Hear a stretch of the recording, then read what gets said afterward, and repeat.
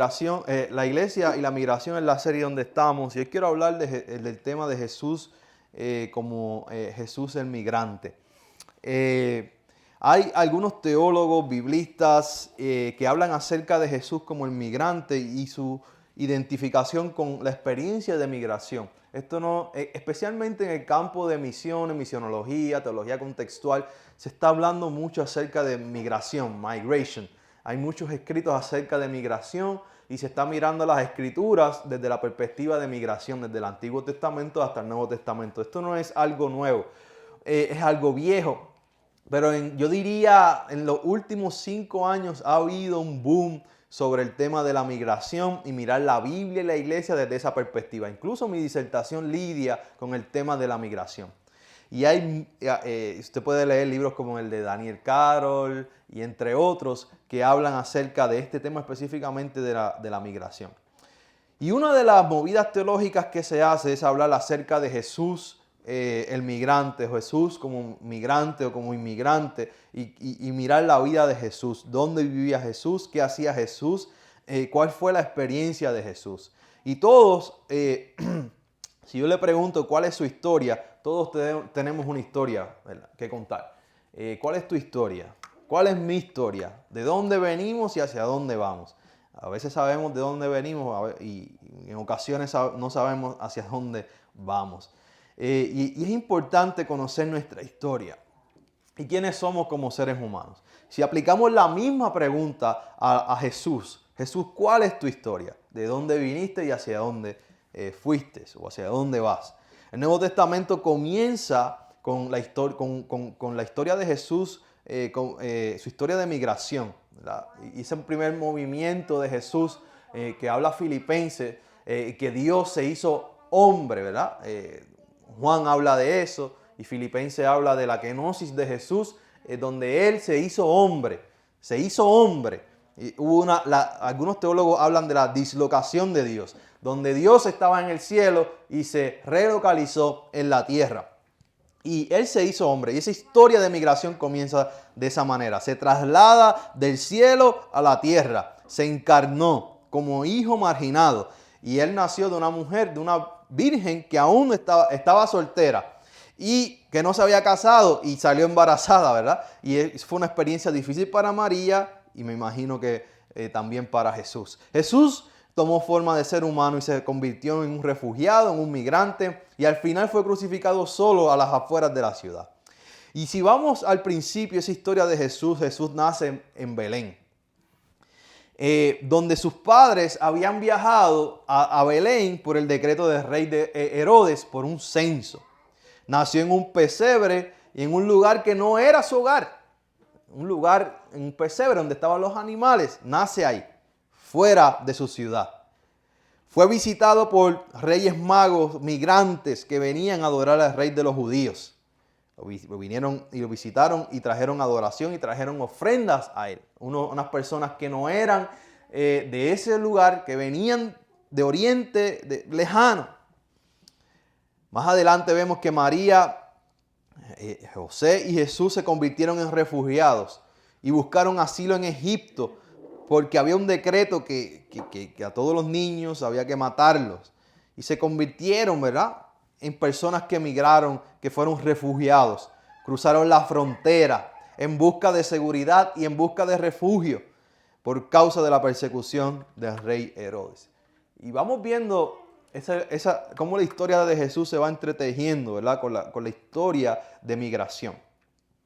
Jesús y su familia entonces estuvieron huyendo por persecución política y religiosa y étnica. Al final terminaron en Egipto. Y cuando vemos las enseñanzas de Jesús eran basadas en una hospitalidad radical, inclusiva, donde Jesús hablaba y enseñaba de que había que incluir a los extranjeros, a las viudas, a los huérfanos, a todos los seres vivientes, ¿verdad? Y exigía alimentación sobre ellos, vestirlos, protegerlos. Y era parte, y él decía, parte de recibir a los extranjeros y los demás es parte de nuestra adoración a Dios. Es parte de cumplir con los mandamientos de Dios el Padre. En el versículo de hoy nos revela en una parte de la vida de Jesús, donde habían discípulos que querían seguirle y Jesús le contesta a esos discípulos: las zorras tienen cuevas y las aves tienen nidos, pero el Hijo de Hombre no tiene dónde recostar la cabeza. Piensa en eso, hermano. Él no tenía un lugar, no tenía una localidad. Él iba, ¿verdad?, de lugar, de aldea en aldea, de ciudad en ciudad, hablando la palabra. Y él no tenía nada que ofrecer más que el mensaje que él tenía y la salvación que él ofrecía. Y dice a sus discípulos: si tú quieres seguirme, déjalo todo, porque yo no tengo nada. Soy una persona que está en movimiento. A lo largo de su vida vemos a Jesús que se mueve de lugar a lugar. Siempre se mantuvo en movimiento, especialmente cuando inicia su ministerio público. Convocó a sus discípulos y les dijo: dejen todo y síganme. Jesús vino a traer un nuevo mandamiento. Parte de sus enseñanzas radicales, de la hospitalidad radical y del amor hacia los demás, era acerca del mandato de amar a todas las personas. Él enseñó el amor de Dios, el amor al prójimo, el amor a uno mismo. Y fue al punto, en Lucas 6, 26 al 28, donde él dijo: no solamente vas a amar a Dios y a tu prójimo y a ti mismo, sino que vas a amar a tus enemigos. Ese era el tipo de enseñanza que Jesús estaba proponiendo. La vida de Jesús fue una llena de servicio a los demás, sin tomar en cuenta de dónde venía esa persona o su condición o estatus social. La vida de Jesús se muestra en servicio a los demás cuando vemos en Lucas 17 que van 10 leprosos y uno de ellos era samaritano. Los sana y dice: vayan y preséntense a los sacerdotes. Y solamente el samaritano regresó y le dio gracias. Y él le dijo: ahora va tu salvación, ahora eres salvo, ¿verdad? Has recibido tu salvación. No solamente sanidad, sino salvación. Jesús era una persona inclusiva. No preguntaba de dónde eran ni hacia dónde vas, sino que aceptaba a todas las personas por igual. Al punto que se dio por el mundo entero. Juan 3:16. No solamente se dio por los judíos, sino también por los no judíos. No solamente por los hombres, sino también por las mujeres. No solamente por los ancianos, sino también por los niños. Jesús, en su experiencia como Jesús histórico, en su experiencia como ser humano, experimentó lo que es el proceso de migración. Fue refugiado, fue perseguido, fue considerado hasta en ocasiones una persona indocumentada, cuando niño, cuando estaba en Egipto. Y como cristianos creemos que Jesús murió por nuestros pecados y Él fue crucificado y se identificó en toda su vida, aún desde su experiencia como ser humano, como Jesús histórico, se identificó con las personas oprimidas y marginadas de su tiempo, ¿verdad? Y con los migrantes de su tiempo, y aún en muchas ocasiones Él fue migrante y perseguido. Ahora, esto abre la posibilidad de que los migrantes del mundo puedan identificarse entonces con ese Jesús. Cristo está entre nosotros, el Espíritu Santo está entre nosotros y Dios nos enseñó a ocuparnos de los extranjeros que están entre nosotros. Y Dios mismo se identifica con los extranjeros, con los marginados, con los refugiados, con aquellos que la sociedad no quiere hablar de ellos, porque Él mismo en la persona de Cristo Jesús lo experimentó. Eso es importante para nosotros como iglesia. Voy a hablar de 3 implicaciones prácticas de la enseñanza social sobre migración basada en la vida y las enseñanzas de Jesús.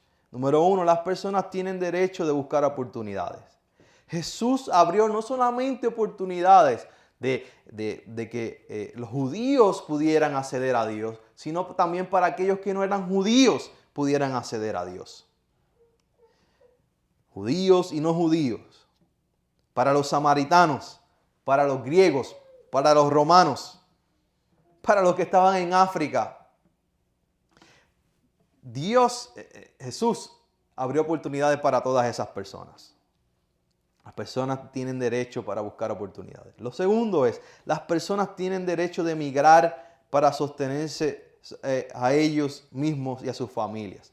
La historia misma de Jesús nos enseña que su familia tuvo que emigrar porque si no lo hacía, Herodes podía matar al bebé, al niño Jesús, ¿verdad? En ese tiempo. Y por protección tuvieron que emigrar. Y por un mejor futuro para el niño Jesús, la familia tuvo que emigrar. Así que las personas también tienen derechos de emigrar para poder buscar un mejor futuro y sostener a sus familias y proteger a sus familias. Desde la perspectiva bíblica y de la historia de Jesús podemos ver esto. Y lo tercero es, la dignidad y los derechos de los migrantes deben ser respetados. Jesús en sus enseñanzas, y usted ve específicamente en el Evangelio de Lucas, donde Jesús se acerca a los marginados, a los que nadie se les quiere acercar. Jesús respetó la dignidad del extranjero, de las mujeres, de los niños. Los trataba bien, los dignificó. Jesús les dio dignidad y respeto a todas esas personas que eran marginados de la sociedad. Dice, como iglesia, esa debe ser nuestra posición. Como iglesia debemos abogar por los derechos de los demás, por los derechos de aquellos que buscan oportunidades, por los derechos de aquellos migrantes que vienen para buscar un mejor futuro para su familia. Y debe abogar por el respeto y por los derechos de aquellos que son marginados por la sociedad, que son ninguneados, que son tratados como menos.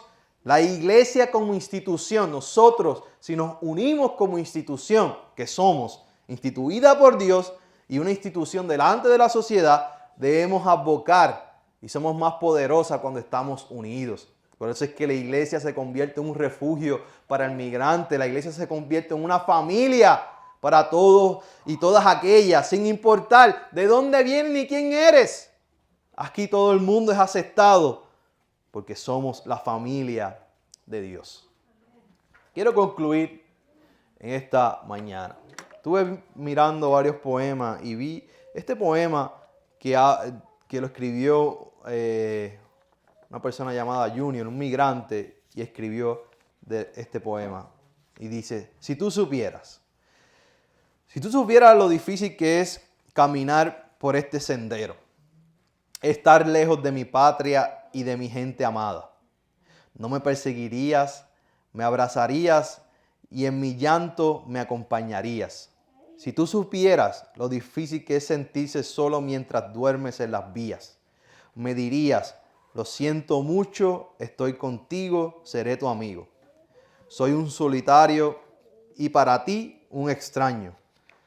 Tengo derecho de luchar por mi vida donde quiera, porque al igual que tú, soy tu hermano, soy un ser humano. Si Dios nos dijo, amémonos como hermanos, que entre ustedes no exista división. Si tú supieras de mí, si pudiera, cambiaría las fronteras y fuéramos libres para cruzar. ¿Verdad? Esto lo escribió Junior. Y está lleno de la emoción y este poema habla de la experiencia del migrante. Una experiencia, porque la experiencia del migrante es muy variada en los Estados Unidos. Pero sí, desde la perspectiva eclesiológica, es importante, ¿verdad? Donde él dice, si Dios nos dijo, ámense como hermanos, que entre ustedes no exista división. Esa debe ser la postura de la iglesia. No importa quiénes seamos, de dónde vengamos, estamos unidos a través de Cristo Jesús nuestro Señor. Y delante de los ojos no hay personas más valiosas, ni una vale más que la otra. Delante de los ojos de Dios todos somos iguales. Y otra cosa que nos enseña este poema, él habla acerca de si tú supieras. Y si tú supieras, habla acerca de conocer. Y conocer a la persona. Y conocer su historia. ¿Quién es esa persona? Porque como cuando hablamos del migrante y decimos el inmigrante, aquel, el que viene del sur, o el que viene de Cuba o de una de las islas del Caribe, incluso el que viene de Puerto Rico, de cualquier lugar, y no le ponemos un nombre y no conocemos su historia, entonces la probabilidad de que se conviertan en objetos es muy grande. Pero cuando nos detenemos a escuchar las historias de las personas, vemos que también son seres humanos, como dice el poema. Al igual que tú, soy un ser humano, que tengo derecho a luchar por mi vida donde yo quiera luchar por ella. Así que pensemos en esto seriamente como iglesia, como comunidad, como una iglesia. ¿Cuál debe ser nuestra posición? La iglesia de Cristo es para cualquier persona. Y es un lugar donde cualquier persona puede encontrar una familia. Mateo 25:40 dice, respondiendo el rey les dirá, en verdad os digo que en cuanto lo hiciste a uno de estos hermanos míos, aún los más pequeños, a mí me lo hiciste. Palabra de Dios. Gracias, Dios, por